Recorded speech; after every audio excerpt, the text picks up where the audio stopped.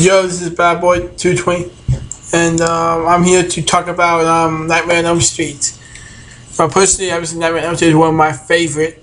It's one of my favorite series, and the first movie has a lot of great young actors such as Heather Camp, Johnny Depp, John Saxon, and of course Robert Englund as quite frankly the greatest horror icon of all time, Freddy Krueger.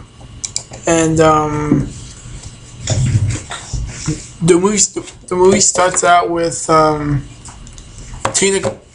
Tina, who played by Amanda Weiss, who we see is running through some sort of like empty parking lot or something. They don't really explain that, but we find out later that she's being chased by some guy with claws coming out of his hands, and we find out she wakes up, and the next day at school, we find out that Nancy, who we all know is the protagonist of this movie, has been having similar dreams.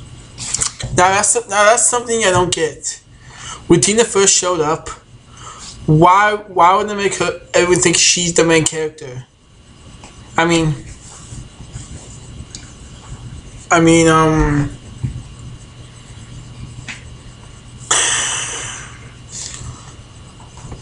that's just a lazy plot twist right there.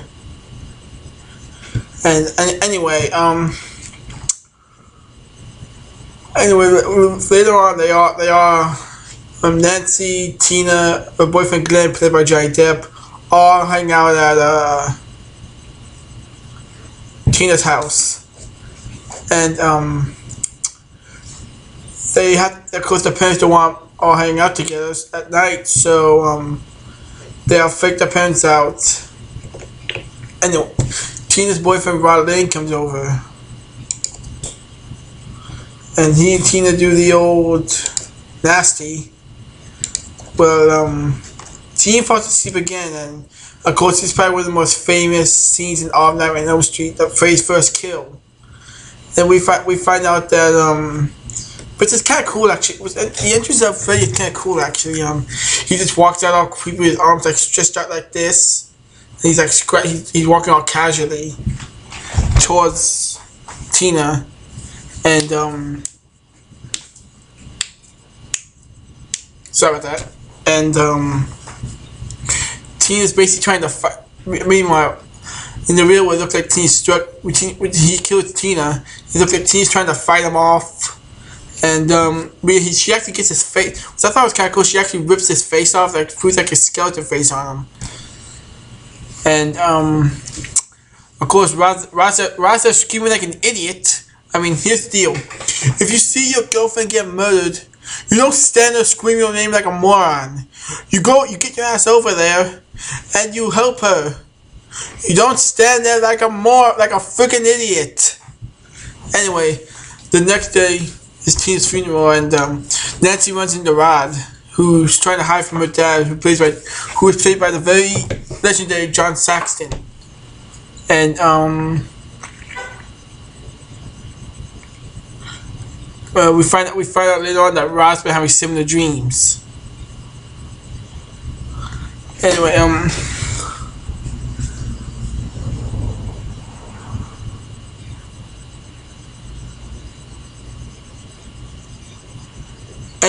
we later on, Nancy falls back asleep with Glenn watching, and she goes to the police station where we see Freddy looks like he's about to get Rod, so she starts screaming. Freddy starts chasing her around the house, and they have like some sort of weird pedal fight. But actually this is also one of my favorite scenes right here, where Freddy comes bashing right through the mirror like a maniac. Anyway, Nancy and Glenn run all the way up to the police station. If I we see like some sort of force like wrapping the bed sheet around Rod's neck, and like dragging him towards the window. Anyway, and make it look like suicide. And here's a question for you: if the guy committed suicide, how is he able to tie the noose outside the window? More importantly, what was he gonna tie it to, and have time wrap it around his neck and just hang there like that? Anyway, after Rod's funeral, Nancy tells her parents about Faye because they don't believe her. They like to hang up. So we then want to see Nancy taken to a dream clinic or whatever it's called, which is put in some. This time we don't see Freddy. We just see Nancy acting like she's freaked out by something. She wakes up, she pulls some sort of fedora hat or something. I'm not quite sure what kind of hat is. If you know what kind of hat is, send me a comment and let me know. Thanks. Anyway, we learn later on that his name is Freddy Krueger. He was a child murderer on Elm Street. He killed about 20 kids. A bunch of parents got pissed off at him, so they tracked him down to some whole boiler, and they charboiled him with like flaming cocktails and gas and stuff.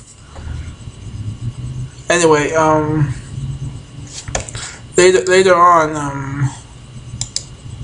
Glenn tells, while they're walking, Glenn tells Nancy about some sort of dream sequence, which of course we find out later on. We seeing Dream Warriors have some sort of cool powers.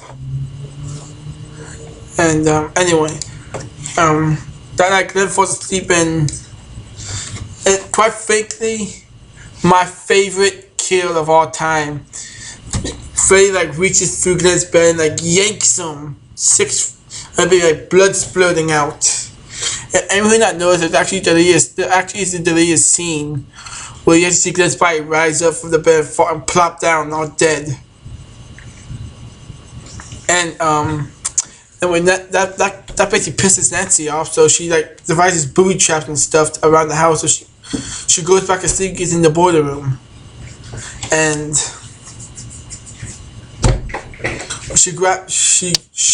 during a chase, Faye chases her around, and she pulls him out, and quite frankly, Faye is gullible, and one more thing I gotta point out for this: there's always a woman who beats Freddy. I mean, besides Kincaid and Joey in the third movie, but I'm just saying, I find that kind of funny actually. I'm not saying women are inferior to men. I'm just saying I think that's kind of funny that a woman always kicks Freddy's ass.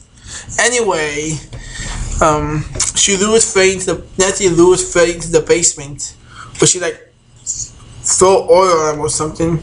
She lights him on fire, and she runs. And she Faye standing there all like, ah, help me! I'm on fire! I'm on fire! And her dad finally comes over, and the final Faye is gone. Nancy runs upstairs and see Faye doing something to Nancy's mom. Like she's choking her, he's trying to make out with her. And he like throws a blanket over Faye, and Faye's gone. They see like a Nancy's mom's skeleton just standing there waving. And one last time, Faye appears one last time to try to kill Nancy, but she remember what Glenn said earlier. He said, if you want to be a monster in your dream, you turn your back on, take it away his energy. So Faye tried to swipe at her, and